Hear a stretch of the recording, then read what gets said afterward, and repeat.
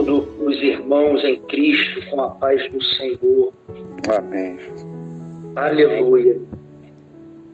Glorifico o nome do Senhor Jesus, irmãos, porque a sua palavra, ela é maravilhosa. E ela é um quebra-cabeça espiritual, onde cada mensagem dada e trazida pelo Espírito Santo se encaixam com perfeição, uma peça na outra. E quanto mais peças desse quebra-cabeça espiritual vão sendo colocadas, aleluia, mais a imagem desse quebra-cabeça fica clara e fica nítida. Mais crescemos no aprendizado de quem é Jesus, de quem é o nosso Senhor.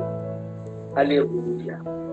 E como foi dito hoje já, e sabemos disso, erramos porque não conhecemos as Escrituras.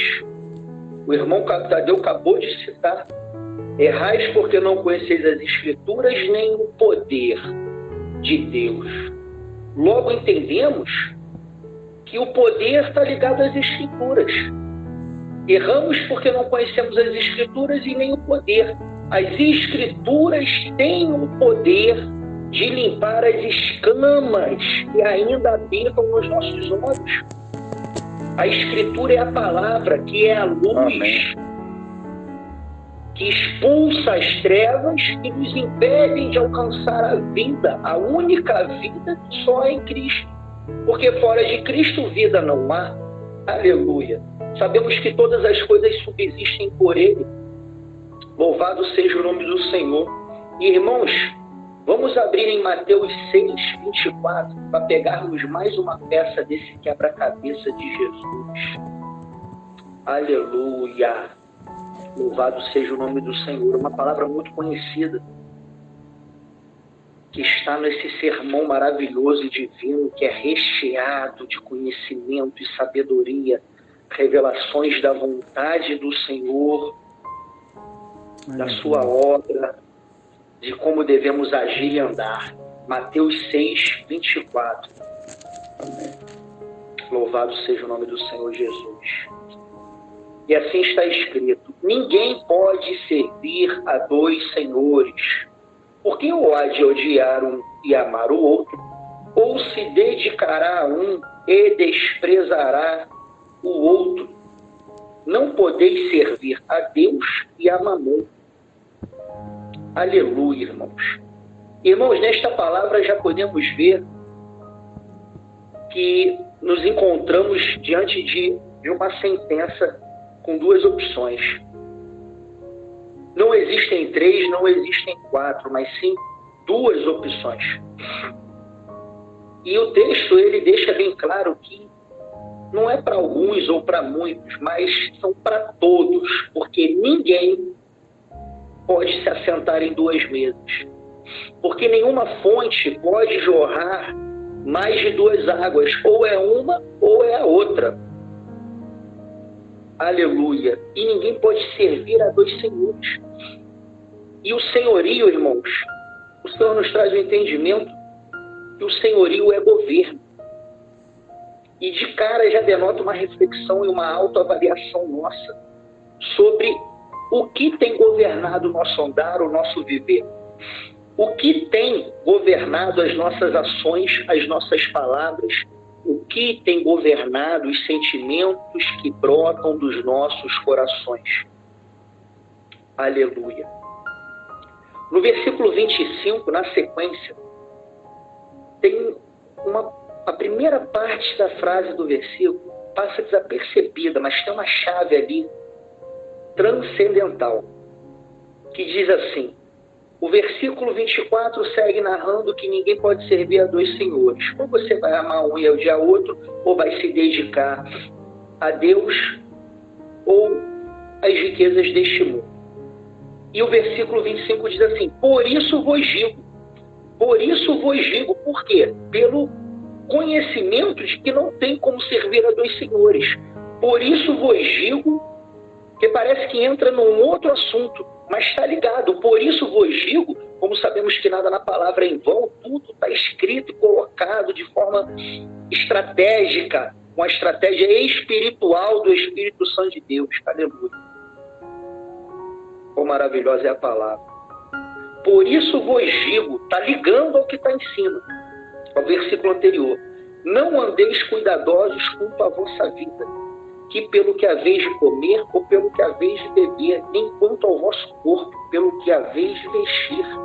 Não é a vida mais do que o mantimento, e o corpo mais do que a vestimenta? Aleluia. No versículo 31 que complementa, irmãos, está narrada a palavra inquieto. Não andeis, pois, inquietos, dizendo o que comeremos ou o que beberemos, ou o que nos vestiremos.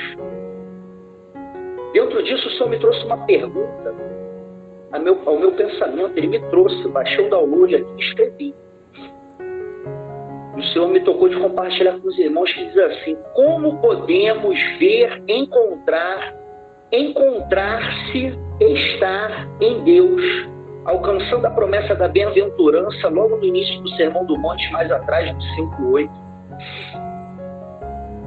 Se a sujeira do sentimento de inquietude nos encarcera, dando vidas junto ao ego e nos fazendo viver e estar em ego, nos retirando assim a frequência única e limpa do Espírito uno ao Espírito, com E maiúsculo, nos impedindo de estar em sua essência, em essência do Espírito, a qual governo nós temos nos inclinado, irmãos, porque a sujeira, a poeira, a lama do pecado, ele nos impede de termos a contemplação das coisas do Espírito. O mistério vem desenrolando na sequência, onde o Senhor usa as coisas que são naturais para descrever a própria vontade e a postura que devemos ter. A postura não carnal, mas a postura espiritual. E ele nos orienta a observarmos as aves do céu, que não semeiam nem cegam, nem ajuntam em celeiros, e o vosso Pai Celestial as alimenta. Não tendes vós muito mais valor do que elas? Parece tão óbvio, irmãos, mas a membrana do pecado e do ego nos impede de chegarmos ao entendimento.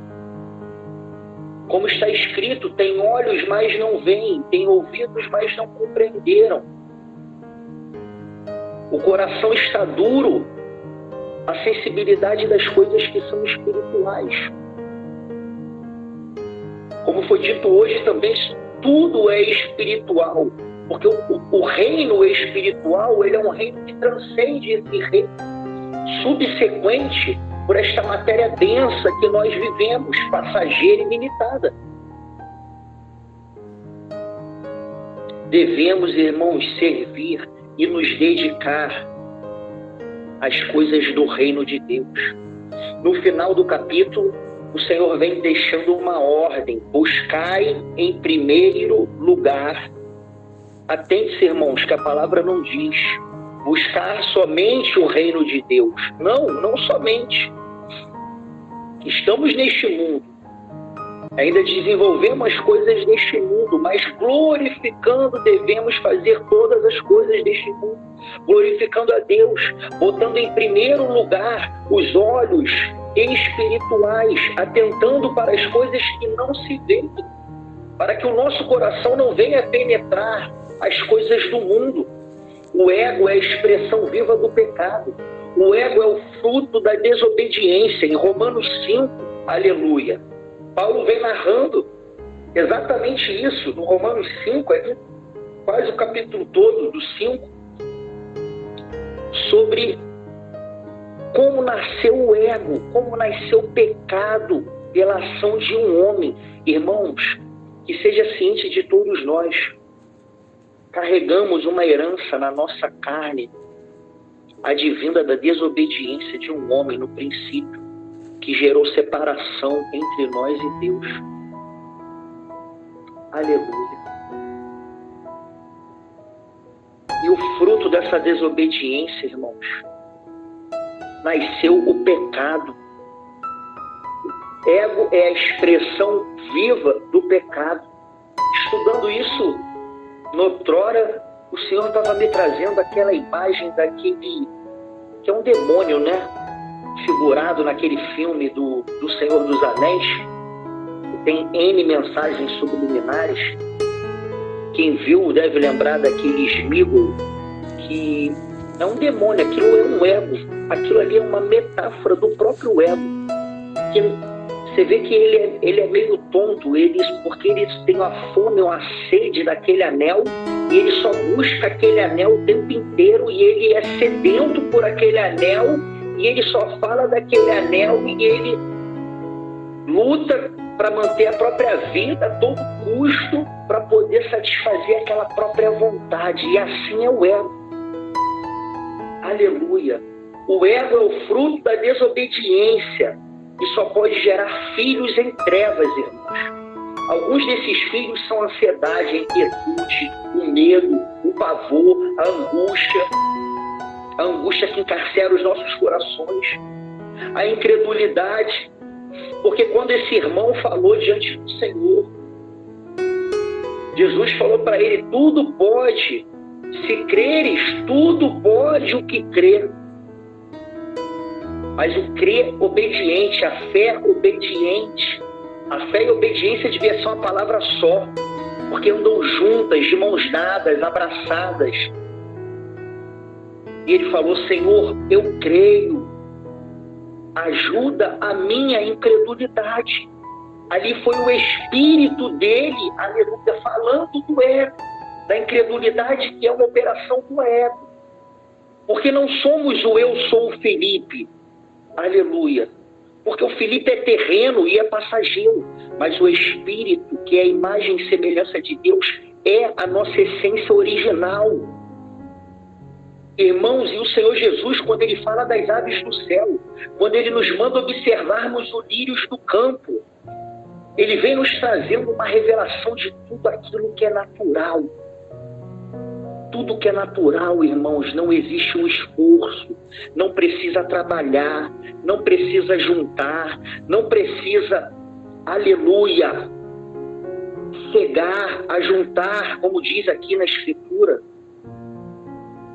As aves, elas só se preocupam, sabem o quê? Em serem aves. Os lírios só se preocupam em serem lírios, porque eles vivem a sua essência. Aleluia. Irmãos, quando nos encontrarmos o entendimento dessa palavra dentro dos nossos corações, para nos libertarmos então do pecado, nos transformando pela renovação do entendimento que é gerado pela palavra. A semente será mortificada e a vida começa a nascer.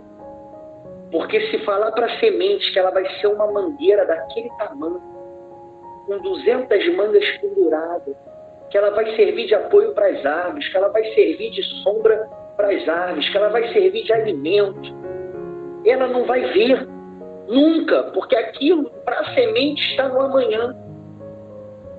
Mas devemos olhar para as coisas que não são como se já fossem, porque tudo já é.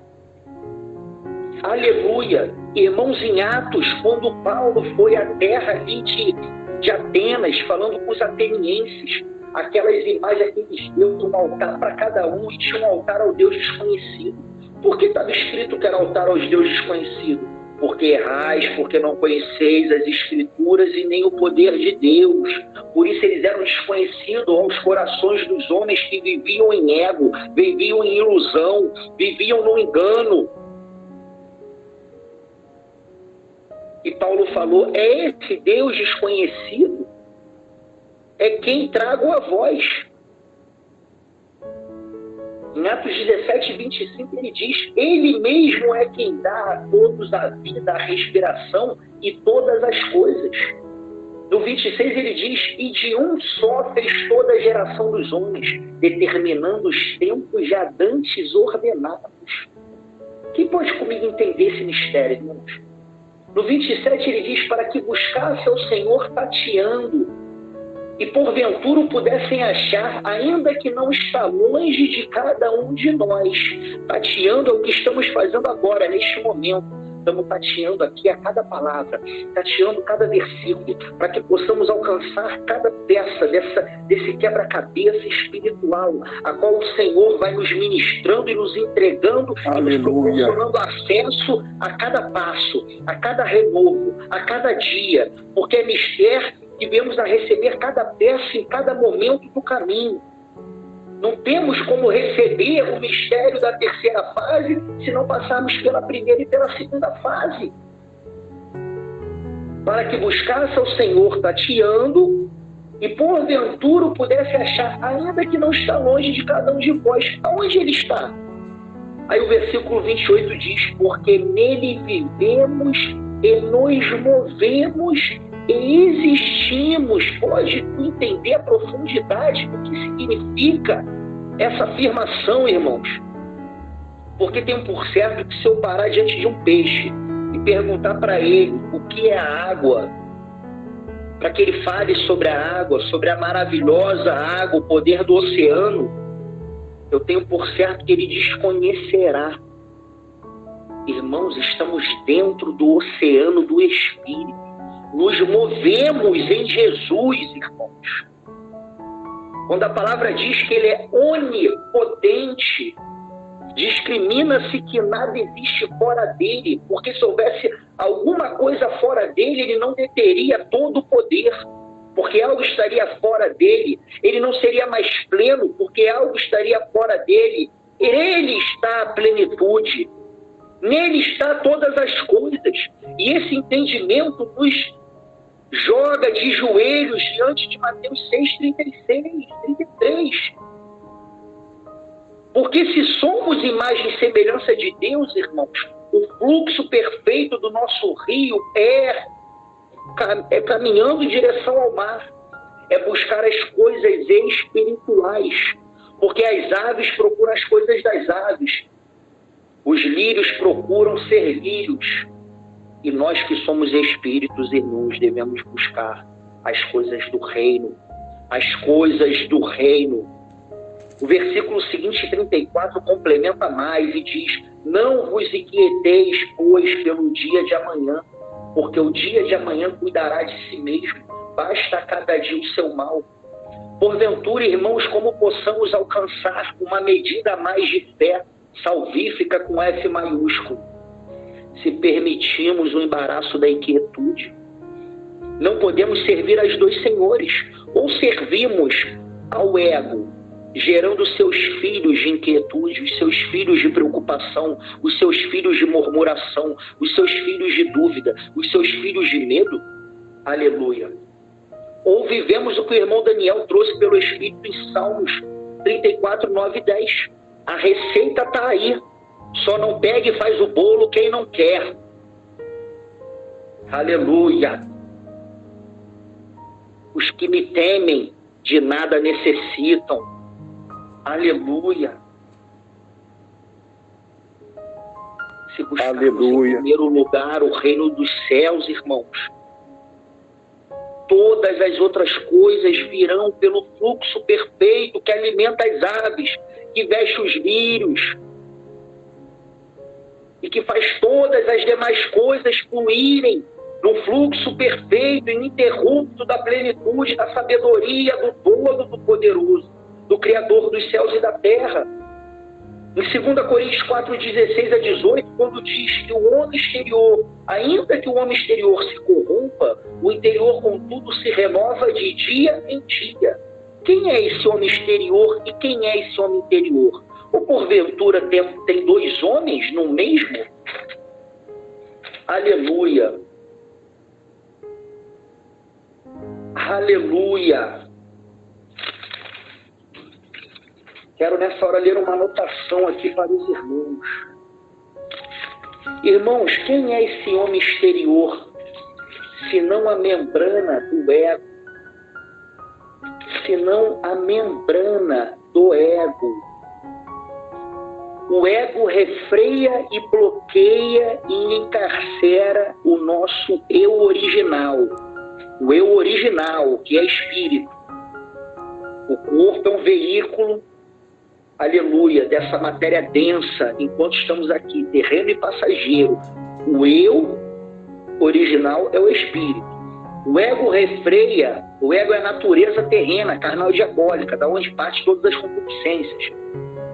O ego refreia, bloqueia e encarcera o nosso eu da forma mais sagaz possível. Ele nos engana com a ilusão de que ele, o ego, somos nós, e nos impede de vermos a nós mesmos. Espírito original. Irmãos, deixa essa palavra penetrar no teu coração como espada de dois gumes, para quebrantar toda a ilusão que o ego veio até hoje te impedindo de ter um encontro com Jesus, te impedindo de viver a tua essência, fazendo com que a tua semente ficasse sozinha na terra. Aleluia, mas que essa palavra possa mortificar todas as obras e os filhos que o ego tem gerado até hoje na tua vida, para que possamos desfrutar da boa, verdadeira, agradável, perfeita, maravilhosa, intrínseca vontade de Deus. Aleluia. Aleluia. Aleluia. Que possamos viver o mistério do nosso crescimento exponencial, que é por herança nossa, é direito nosso de vivermos, crescermos, frutificarmos, servirmos e transbordarmos. Mas enquanto o ego, enquanto a inquietude, enquanto a lama do pecado estiver inquietando o coração, enquanto, irmão, estivermos servindo e nos dedicando às coisas deste mundo, vamos andar adormecidos, irmãos. Como diz em Deuteronômio 30 aqui, te proponho hoje a bênção ou a morte, ou a maldição, a vida ou a morte. Te proponho hoje a porta estreita ou a porta larga. Te proponho hoje o caminho estreito ou o caminho largo. Te proponho hoje o interesse do espírito ou os interesses do ego. Te proponho hoje o olhar tenebroso que corrompe todo o teu corpo ou o olhar espiritual de luz que alumia todo o teu corpo e elimina as trevas. Te proponho hoje, aleluia, que edifiques a tua casa sobre a rocha ou que edifiques a tua casa sobre a areia. Aleluia. No versículo 24 do capítulo 7 diz: todo aquele, pois, que escuta estas minhas palavras e as pratica. Todos que escutem as praticam, assemelhar-ei ao homem prudente que edificou a sua casa sobre a rocha. O homem que edifica a sua casa sobre a rocha, ele não se inclina, não se dedica, ele não se subjuga ao senhorio do pecado. Aleluia, mas ele se alimenta da fonte, da sabedoria do Criador dos céus e da terra, e ele inicia em Salmos 34, como foi dito, em Provérbios 1:9, como foi dito no 7, aleluia, porque ele se inicia já no temor é a obediência, o que teme, ele santifica, ele se separa, ele se consagra, porque o temor já gera, começa, principia o entendimento, a consciência do dever nosso diante de Deus, que se resume em praticar a sua vontade. Oh, aleluia! Irmãos, convido a cada um de nós, pelo Espírito Santo de Deus, nessa hora, a sofrermos as aflições com Cristo Jesus, a nos regozijarmos nas tribulações, para que venhamos a ser verdadeiramente bons soldados, sabendo que bons soldados só se fazem em espírito, porque a guerra é do reino, a guerra é espiritual. Não existe soldado nas trevas da terra, porque como pode alguém morto militar, mas que possamos morrer para viver e vivendo militarmos legitimamente. e assim sermos coroados, retendo firmemente até amanhã, não, até semana que vem também não, até o penúltimo dia da minha vida também não, mas até o fim. Aleluia. O Senhor possa achar graça em nossas vidas, achar graça em nosso andar, achar graça em nos rendermos ao domínio do Espírito, a nos subjugarmos, a nos aniquilarmos a nós mesmos, nos dedicando assim ao Senhor, e único e verdadeiro Senhor, e ao Senhor Jesus, Senhor de nossas vidas. Aleluia. Irmãos, que possamos entender que a pirâmide foi invertida. Os homens buscam ter, para que depois possam ser.